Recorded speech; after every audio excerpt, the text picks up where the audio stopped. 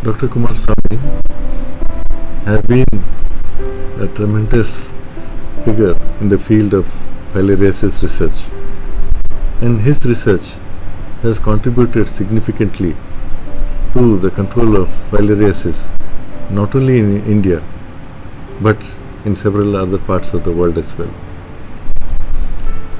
He has been a wonderful researcher, and not only has he done research of international quality and reputation, but he has also helped other researchers carry out their research in the field of not only filariasis but tuberculosis as well.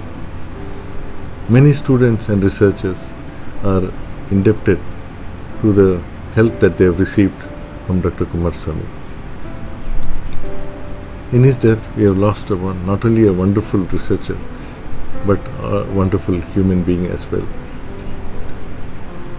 In recognition of all the contributions to the field of filariasis research and TB research by Professor Kumaraswami, we are having this endowment lecture being given by Dr. Subhash Babu, and he is the director of the International Center for Excellence in Research located at NIRT in Chennai. Dr. Kumaraswamy will always be remembered by this institute. His contributions to the research carried out not only in the field of TB as well as filariasis will be always remembered by all who have come in contact with him, not only from this institute but from NIH as well as other research institutions dealing with TB and filariasis all over the world. May his memory live with us forever. Thank you.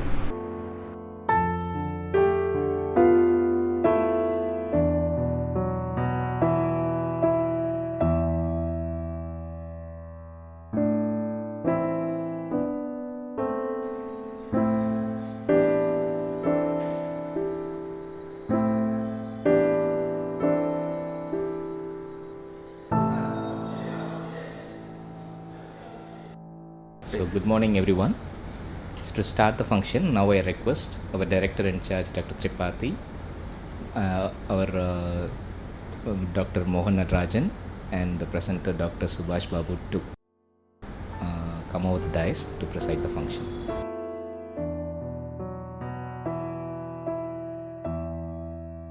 We will start the meeting with a small invocation song given by Soundarya.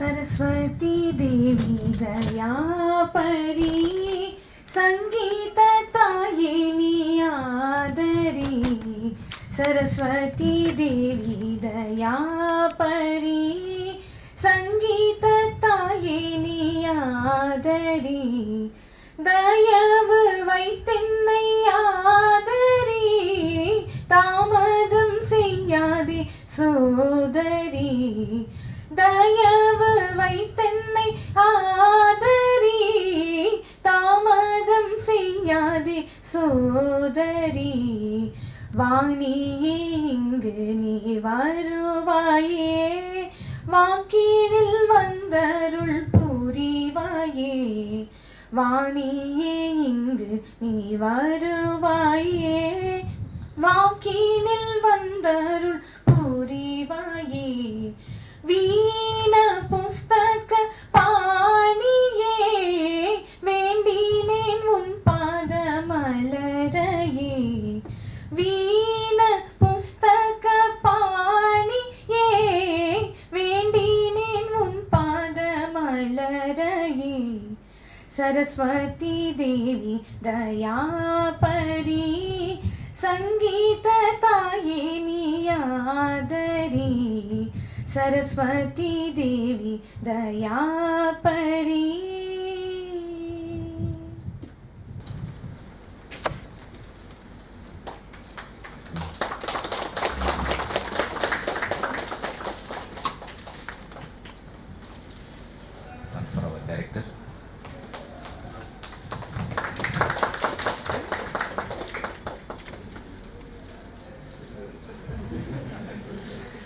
Then one for Dr. Mohan Rajan.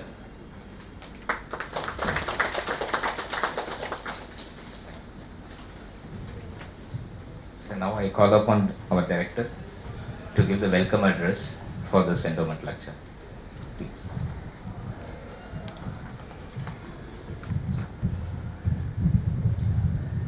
Good morning. It's my pleasant duty to invite one and all for the third endowment lecture of Dr. V. Kumaraswami. The first lecture was given by Professor Ramchandra. The second lecture was given by Professor Ottesen. And now this is the third lecture where we have Dr. Subhash Babu giving the lecture.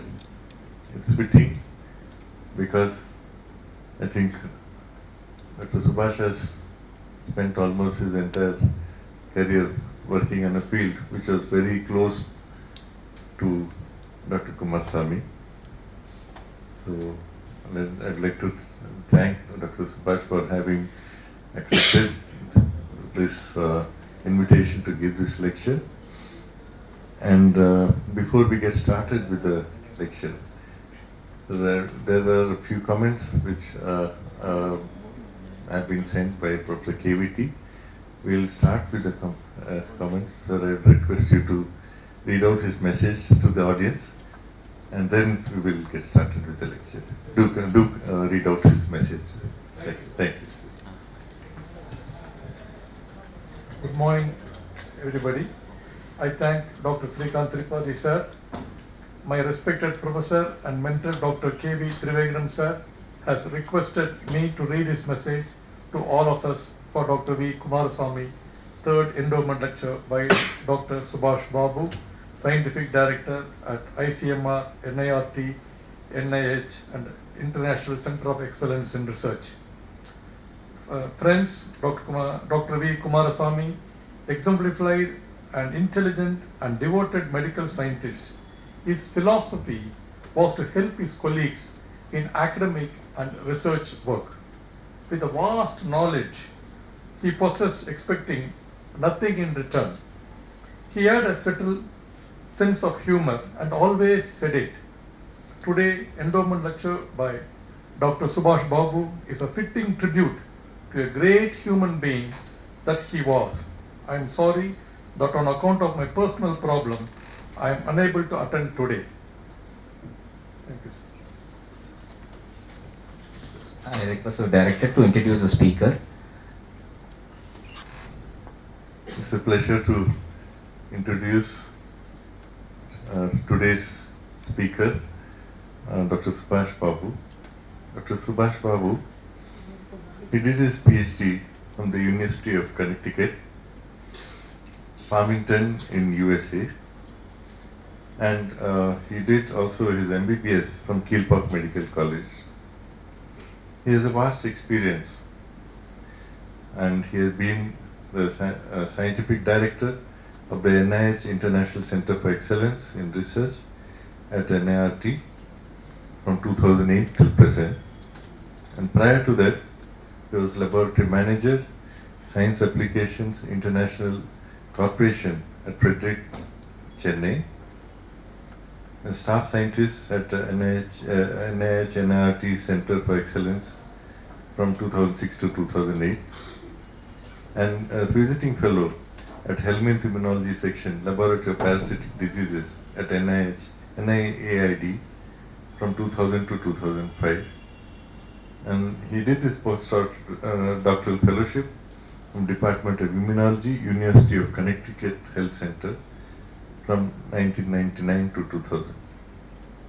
He has several fellowships and awards, and he has a total of 145 publications, both as many of them as a primary author and some as co-author. He's also been writing chapters in several books.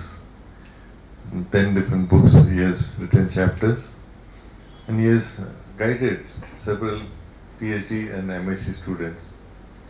In fact, the quality of the output of his students is really remarkable, and it's really fitting that we have such an eminent researcher give this talk.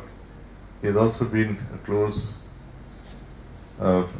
friend of Dr. Kumaraswami, so I'm glad to invite you to give this endowment lecture. Welcome, Bhathi.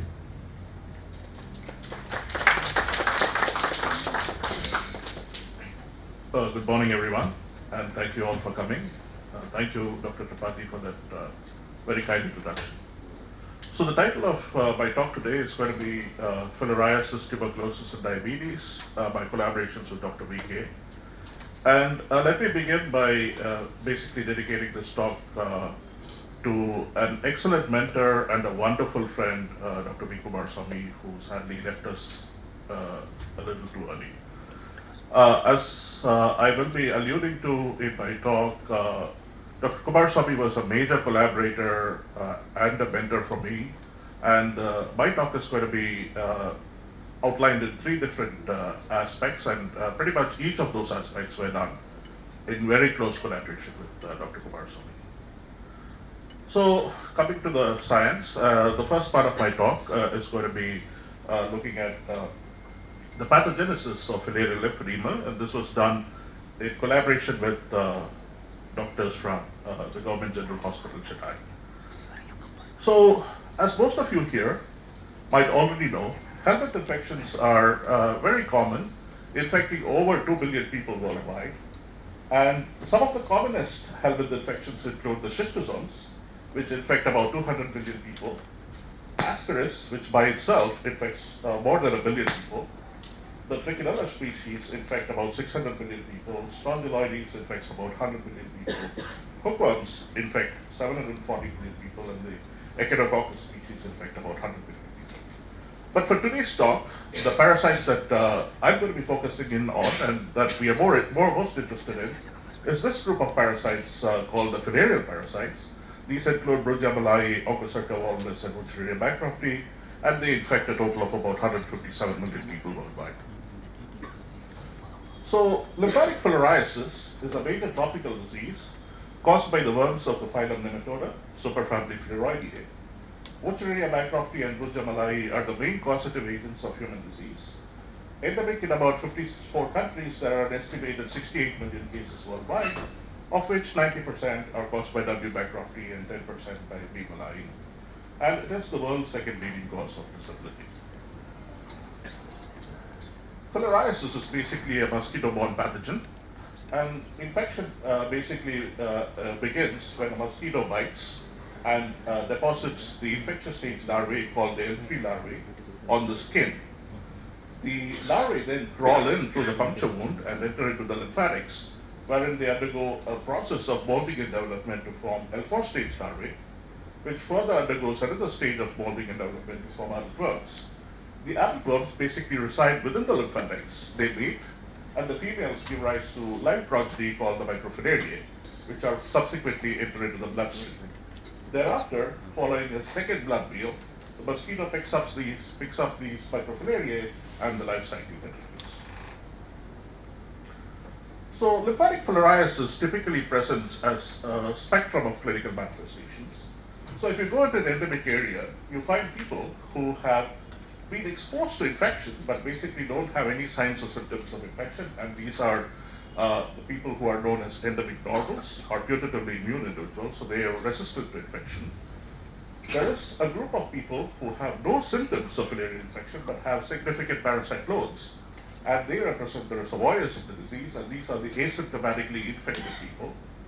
But it is for the third group of people that filariasis is most famous for, and that is a group with chronic pathology. So these are the people who have lymphedema, hydrocele, or elephantiasis as shown here.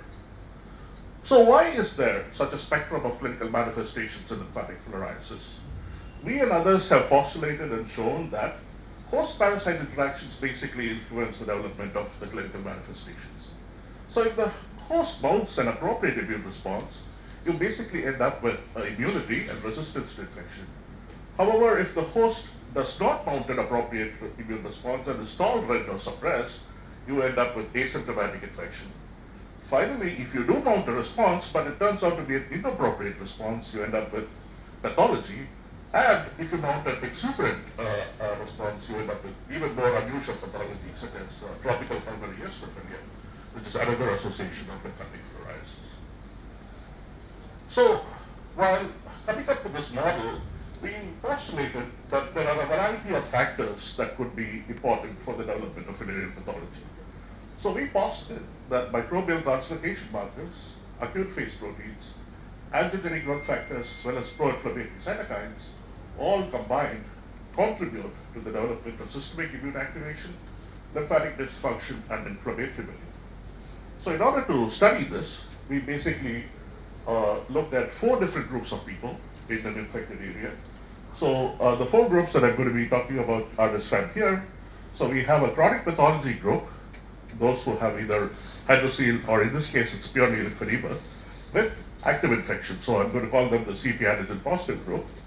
The asymptomatic infected group, which is the microfilaria positive group, but don't have any pathology. So these are the asymptomatic infected group. Then you have a group of people who still have pathology similar to the other group, except they don't have any more active infection. So these are active infection negative individuals. And then endemic normals, who are people who do not have signs or symptoms of infection. And we wanted to identify these markers based on the following rationale. So biomarkers of pathogenesis should be significantly increased in this group compared to this group, but should not be different between these 2 groups. So that's basically what we are targeting. So when we started looking at microbial translocation markers, these include LPS or endotoxin, LBP, which is an LPS binding protein, endocap, which is an antibody to LPS, as well as soluble CD14, which is a ligand for LPS. We found that LPS alone was significantly increased in the CP antigen positive group compared to the MF group, infected group, but not significantly increased or changed in the CP antigen negative group compared to the endemic normal group. And the reverse was true of LBP, and there were no significant changes in CAB or CD14, soluble CD14. When we look at acute phase proteins, we find that haptoglobulin, serum amyloid protein A, as well as alpha-2-macroglobulin all fit the criterion. So they are all increased in this group compared to the infected group, but are not different between these 2 groups. C-reactive protein alone was actually significantly increased in both the pathology groups, indicating that it's not a marker of active infection, but is rather driven by pathology alone. When we look at antigenic factors, we find a similar pattern. So vascular endothelial growth factor A, C, as well as angiopoietin-1 are all significantly increased in the CP antigen positive group compared to the infected group, but not in the CP antigen negative group compared to the normal groups. Whereas angiopoietin-2, again, just like C-reactive protein, is non-specifically increased in the chronic pathology. When we look at the receptors for the vascular growth factors, antigenic factors, so looking at whether R1, R2, R3, we find that exactly similar profile. So all the 3 receptors are significantly increased in the CP antigen positive group compared to the infected group, but not in the CP antigen negative compared to the EM. Finally, we looked at a variety of pro-inflammatory cytokines to determine the inflammatory milieu within the individuals with venereal pathology. And again, as we postulated, we find that there is an increase in the set of pro-inflammatory cytokines, in this case interferon gamma, TNF-alpha, IL-2, and IL-12 in these venereal pathology patients. And if we look at a few others, we again see that IL-1 beta and GM-CSF are also increased, while IL-17 alone is non-specific. So this slide basically summarizes the data that I've shown you so far. And here we're looking at a heat map of all the different factors together and asking if what are the differences in the 4 groups all combined, and if you do an analysis. So the black bars represent a huge increase, whereas the gray bars represent either no change or mild increases. And as you can see, pretty much in every group, it's the CP antigen positive group that has a huge increase in cytokines, antigenic growth factors, as well as microbial translocation markers and acute phase proteins compared to all the 3 groups. So this summarizes the data that I've shown you here. I'm just going to say in conclusion that we have shown that filarial pathology basically reflects augmented levels of circulating microbial products and inflammatory biomarkers of lymphatic and immune dysfunction. Therefore showing us a novel insight into why some people develop lymphedema in an endemic area. So I'm going to shift gears now and talk a little bit about the second part of my talk. It's going to be looking at filariasis diabetes interaction, and I'll tell you why we're interested in this. Our collaborators were mainly Aravind Didvi, then at NDRF, and Dr. Mohan, again from the Venus Diabetic Research Foundation. So type 1 diabetes, as everyone knows, is a bona fide autoimmune disease. It's characterized by autoreactive T cells and B cells to pancreatic antigens. It's mostly a childhood disease and requires lifelong insulin treatment. Type 2 diabetes, sorry about the typo here, is a global epidemiological disease having shown pandemic increases in the incidence over the last few years. And India is in fact fast becoming the diabetic capital of the world. We know that inflammation is very important in the development of insulin resistance in type 2 diabetes, and that pro-inflammatory cytokines such as TNF-alpha and IL-6, as well as active phase proteins are elevated in this condition. Why are we interested in filarial diabetic infection?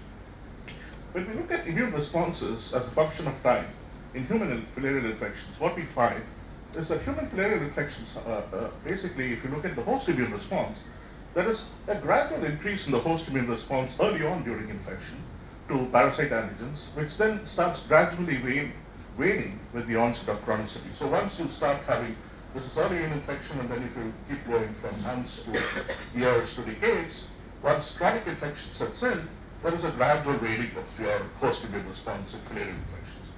And this is dictated by a variety of factors, which we have determined to be IL-10, TGF-beta, and other regulatory factors.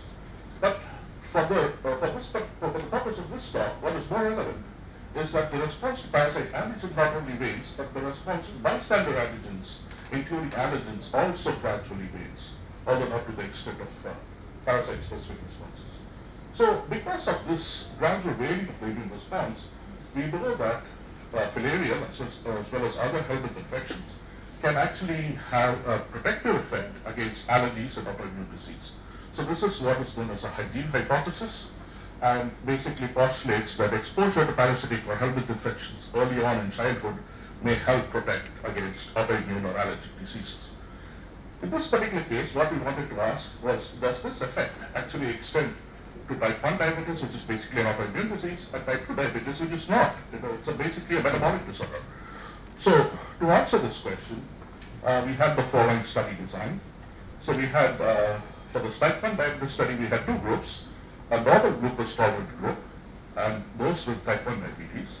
And for the second study, we had four groups, a normal glucose tolerant group, those who are impaired glucose tolerant or pre-diabetic, diabetic individuals of two varieties, ones who were newly diagnosed and those who were under treatment or known diabetics. And essentially we did filarial screening by ELISA, looked at antibody IgG4 to filarial antigens, as well as did serum cytokine profiling. So this is basically looking at the prevalence of filarial infection in type 1 diabetes. So shown here on the x-axis is the percent prevalence, and as you can see, compared to the non-glucose tolerant prevalence, which is around 2%, it's basically, if you look at type 1 diabetic individuals, it was 0%. So there was no filarial infection present in any of the type 1 diabetic individuals. And this is actually confirmed when you look at IgG4 positivity, which basically is also a reflection of infection that shows that there is a significant difference in terms of infection rates in the type 1 diabetic individuals and type normal glucose tolerant individuals. However, it's quite possible that the differences are not necessarily due to filarial infection, but to lack of exposure. And to control for that, we actually looked at IgG positivity to filarial antigens, which tells us the degree of exposure to filarial infections. And we find that if you look at IgG positivity, there is no significant difference. So this tells us that both the groups were equally exposed to filarial infections, but one group was able to completely resist it, whereas the others not. And this basically suggests, because of the inverse association, that venereal infections perhaps could actually have a similar sort of a protective effect against type 1 diabetes as well. So what about type 2 diabetes? Sorry about this. I don't have any just I'm sorry. there is no infection at all for the second group, no? There's no infection. Because of insulin intake. What's the reason taking on it? So, why type 1 diabetic people have? So we think that basically that if you have venereal infection, you are possibly protected against the onset of type 1 diabetes. So people with venereal infections will not have type 1 diabetes. That's basic. So it's not going to be an all or none effect, of course. There's going to be a group of people who might have, but for the most part, the odds of getting type 1 diabetes is less if you have venereal infection compared to if you don't have venereal infection. That's basically what we're trying to tell you. And I'll actually show that a little bit more in the type 2 diabetes as well. So if you look at the type 2 diabetic individuals, again, we find a similar pattern. So if you have normal glucose tolerance, you basically have a significantly higher prevalence of venereal infection compared to those who are diabetic. So the significance is actually between this, which is normal glucose tolerance, and those who are diabetic. Either, doesn't matter if you're newly diagnosed or if you're non-diabetic under treatment. And indeed, this is actually reflected in circulating antigen levels as well. So these people actually have significantly lower levels of venereal antigens in their bloodstream, and your antibody responses are much higher. So basically it says if you have venereal infection for some reason, you again seem to be protected against metabolic disorders, not just autoimmune disorders. And what could be one of the reasons? So we postulated that since I basically told you that diabetes is characterized by a very strong pro-inflammatory milieu with upregulation of cytokines, etc. So we know that venereal infections, any helminth infection for that matter, can dampen your pro-inflammatory milieu. And indeed, that's what we see. So if you look at pro-inflammatory cytokine profile, you see a significantly lower expression of TNF-alpha, IL-6, as well as GM-CSF in venereal infected individuals with type 2 diabetes compared to non-venereal infected individuals with type 2 diabetes. However, if you look at other anti-inflammatory cytokines, you don't see this significant difference any longer. So this suggests that venereal infections can possibly help protect against type 2 diabetes, perhaps by the ability to, and that's basically, I'm jumping ahead, I'm going to summarize it here. So what we are saying is that we can extend our hygiene hypothesis beyond allergies and autoimmunity into metabolic disorders as well, and postulate that venereal infection, by modifying the Th2 response, by dampening inflammation, and perhaps by other regulatory pathways, could offer protection against type 2 diabetes. And in fact, subsequently, we've now gone on to show that other helminth infections, including strongyloides, appear to have pretty much exactly a similar effect, in fact, much stronger effect against type 2 diabetes than venereal does. Okay, so now for the final part of my talk, and this is going to be again switching gears, I just wanted to give you a flavor of the different fields of interaction that I had with Dr. V. Kumaraswami, and how vast in his knowledge he was in terms of coming up with research ideas, etc. So the third part is actually going to be on TB diabetes. So I'm going to completely switch gears from parasitic infections to tuberculosis. And this was work actually done in collaboration with Dr. Sridhar, Dr. Madhureka, Dr. Deena Nair, as well as Dr. M.S. Jawahar. So why are we interested in this study? So I already mentioned diabetes affects about 422 million people worldwide, 7 million new cases each year, 1.5 billion people die every year. TB, we know, infects 1/3 of the world's population, 10 million cases approximately each year, and 1.4 billion people die every year. Several studies have shown that type 2 diabetes is an important risk factor for active TB. A meta-analysis about 15 years ago showed that subjects with diabetes have had a 3-fold increase the risk of developing TB compared to non-diabetic subjects.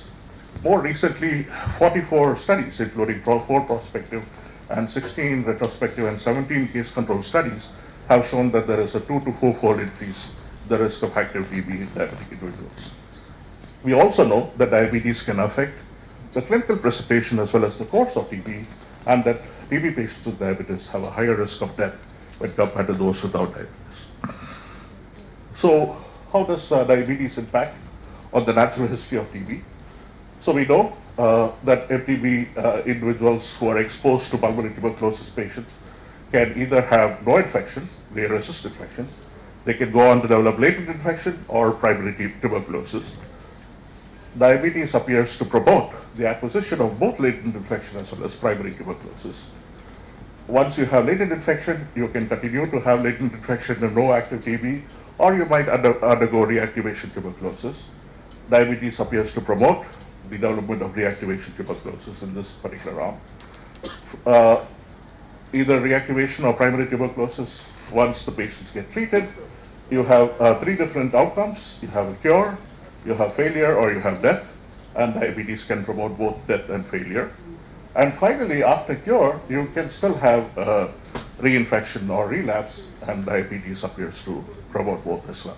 So it seems as if pretty much if you look at the natural history of TB, every single arm that demarcates out appears to have be affected by the presence of diabetes. So why is it? Why does diabetes have such a strong sort of a clinical effect on the pathogenesis of tuberculosis? So we postulated that diabetes influences the susceptibility of TB or the disease pathology by altering cytokine responses in active tuberculosis. So for this study, we had pulmonary TB was diagnosed with of the patients being positive for both smear and culture, and type 2 diabetes was diagnosed on the basis of A1C levels being greater than 6.5% according to the ADA criteria. So we have two study groups here. We have one with active TB and diabetes, and we have one with active TB but no diabetes. And essentially we looked at a whole laundry list of cytokines that we could look at. So when we do this, we find, so here basically I'm showing you the levels of cytokines in either the diabetic group, which is basically colored blue, or the non-diabetic group colored green. And you can probably clearly see that most of the type 1 cytokines, in this case interferon gamma, TNF alpha, and IL-2, all of the type 1 cytokines, and IL-17A are all significantly higher in the diabetic group compared to the non-diabetic group, and it's vice versa in IL-17 and IL-22. If you look at type 2 cytokines, we were surprised to see that even type 2 cytokines as well as regulatory cytokines are actually higher in the diabetic group compared to the non-diabetic group. So here is IL-5, here is IL-10, but the IL-10 family of cytokines, which are not going to be relevant to this talk, were actually diminished. More relevant, if you look at other pro-inflammatory cytokines, you will see the same effect. So there's a significantly higher levels of IL-1 beta, IL-18, as well as IL-6 in the diabetic group compared to the non-diabetic group. So this is basically again summarized as a heat map to show you that if you have diabetes and TB, and if you don't have diabetes and TB, this is how you look. So people with diabetes and TB, which is basically shown in this rectangle, have pretty much all blue, if you can notice. It's easily color-coded for people to see the differences. Whereas those with diabetes, those with TB but no diabetes, pretty much have all brown. So there is a significant change with minor overlaps between the two different groups in terms of the cytokine profiles. And we went on to subsequently show this in a little bit more detailed manner in a subsequent study that we did with our collaborators in MV Diabetes Center, Dr. Vijay Vishwanathan and his group, as well as UMass, Hardy Kornfeld and his group, and with our collaborators in Brazil, Bruno Andrade and his group. And basically what we did there was we looked at 4 different groups: people who are healthy, people who have TB alone, people who have diabetes alone, and people who have TB and diabetes. So all the different groups that we can think of. So it pretty much covers everybody. Either you have TB or no TB, either you have diabetes or don't have diabetes. And here is what we see. So people with TB and diabetes, this is the group. So you can clearly see, compared to all the other groups, these people which are significantly red compared to more blues and a few reds, the TB diabetes groups completely looks apart in terms of their plasma cytokines. And in fact, this looked at a total of about 27 different analytes. So again, with a much more detailed insight into the pathogenesis. Then we wanted to also ask the question, so that was active TB. So this is after you already have acquired TB, right, TB disease. What happens if you have latent infection? How does diabetes drive pathogenesis of latent to active TB? Does diabetes alter the immune response in latent infection? So to do this, we basically identified a group of individuals with rate of latent infection by being positive for both tuberculin skin test as well as quantiferon ATM gold assay. So they had to be positive for both the assays. And diabetes was again diagnosed the same criteria. So again, the two study groups, latent infection with diabetes or latent infection without diabetes, and then looking at the same set of plasma cytokines. So when we do this, what we find is exactly the opposite profile of what we saw with active TB. So here, these type 1 cytokines, interferon gamma, IL-2, TNF alpha, as well as type 17 cytokine, IL-17F, are all significantly lower in the DM group compared to the non-DM group, and IL-22 was reversed. And if you look at a variety of other cytokines, including IL-10, which is a regulatory cytokine, as well as IL-10 family members, they're all significantly lower in the diabetic group compared to the non-diabetic group.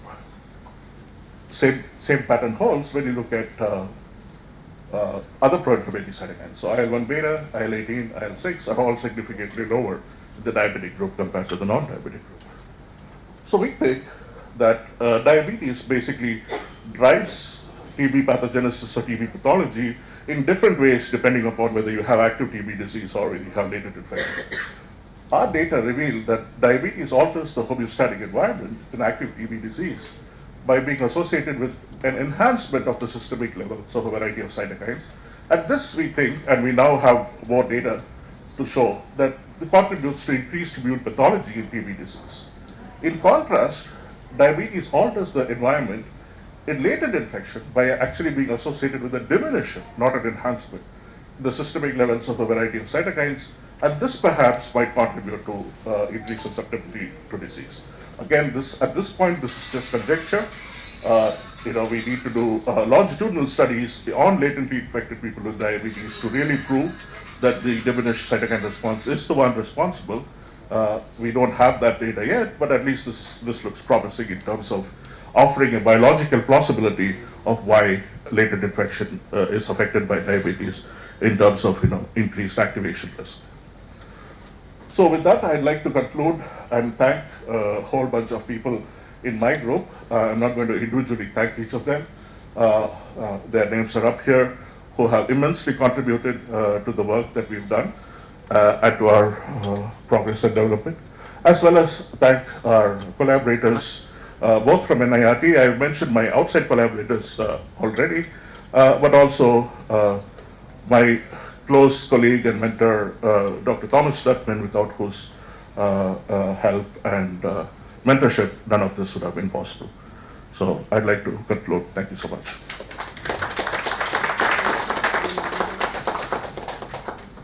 Thank you very much, Dr. Subhash, for giving your excellent work, which are all made possible because of the collaborations of Dr.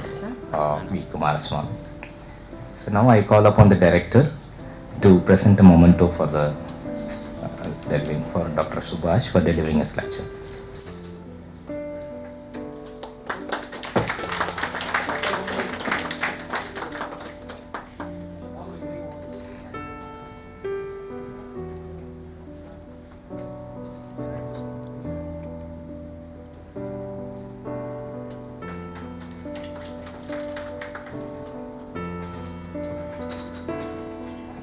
Thank you, sir. Now I call upon Dr. Mohan Rajan to deliver the vote of thanks. Good morning to all. It's my pleasant duty to deliver the vote of thanks. I would begin by thanking our director for organizing this third endowment lecture for Dr. Kumaraswami. I thank Dr. Subhash for accepting the invitation and delivering us this talk on filariasis and co-infections, and it was very informative for all the people who have gathered here. I thank Dr. Tiruvagandam for his message for the function, and I thank Dr. Rajshekharan for delivering his message to us. I thank all the invitees and scientists from other organizations like NIE and from VHS. I also thank the family members of Dr. Subhash Babu for having come here. And thank Dr. Bina Thomas for having come here. And Dr. Ramalingam, I thank for coordinating the entire event. And I thank the director's office for coordinating the event also. And lastly, but not the least, I thank everyone for having come here, participating in the event and making the event a success. Thank you one and all. Today we had a third oration of Dr. V. Kumaraswami sir, given by Dr. Subhash Babu, Scientific Director, NIRT, NIH, ICMR and International Center of Excellence in Research. It's a fitting tribute that today Dr. Subhash Babu has given this excellent exposition of the immunology and the clinical aspect of tuberculosis and diabetes, type 1 and type 2 diabetes. To go back, second oration was given by Dr. Eric Ottison from Atlanta, and it was remembered well. And first oration was given by Professor C.P. Ramachandran. It was remembered well, and we are following the same thing to be continued every year in future. To start with, this oration was the brainchild of Professor K.V.T. sir, who Kumaraswami was his student from his third year medical student, then is as a MD postgraduate. Dr. Kumaraswami was his student, and then he did his PhD with Dr. K.V.T. sir. So K.V.T. sir has requested all of well-wishers and friends of Dr. Kumaraswami to initiate this oration on his behalf, and a team of dedicated friends of Dr. V. Kumaraswami is conducting this oration every year, and we will continue his message to the younger scientist to follow how sincere he has trained his students. They are all around the world, and is a great human being. Thank you one and all. Dr. Kumaraswamy still lives on. It's so good that some people are immortal. Kumaraswamy is one such person. Today's lecture again makes him alive. It just shows that he's left a legacy behind in the field of filariasis, in the field of TB. There's nothing he didn't know, a multifaceted personality. And it's with great pride that I would say that Dr. Subhash Babu's endowment lecture was fitting for what he meant, how he has mentored people to carry on his legacy like Dr. Babu and many others. With fond memories, I think of Dr. C.P. Ramachandran again, who was his mentor, but who repeated his name as the person who has done the maximum amount of work. And his death was a great shock to Dr. C.P. Ramachandran. And now with Dr. C.P. Ramachandran not here, I think both of them together would have enjoyed today's lecture. And to think that the amount of work that they have done in filariasis continues to live on. We just think of him with fond memories and say thank you for being the great person that you are still today. Thank you. Contributions of Dr. Kumaraswamy to the control of filariasis has been immense. In fact, it is his sincere efforts which have helped us to a large extent to control filariasis in our country and also in several other parts of the world. He has not only been involved in the control of filariasis in India, but in several other African countries as well. And he has worked in collaboration with NIH for the control of control of filariasis. Dr. Kumaraswami was also an excellent immunologist and a clinician, and a thorough gentleman and a very friendly human being. Today, it is almost more than 3 years since he has passed away, but it's an occasion for us to remember this great soul who has contributed significantly in his immense way for the control of filariasis in our country as well as in other parts of the world. So let us remember Dr. Kumaraswami today and continue his good work that he has been doing for the control of filariasis in this world. I'd like to thank Dr. Kumaraswami for all his sincere efforts for the control of filariasis in the world. Thank you.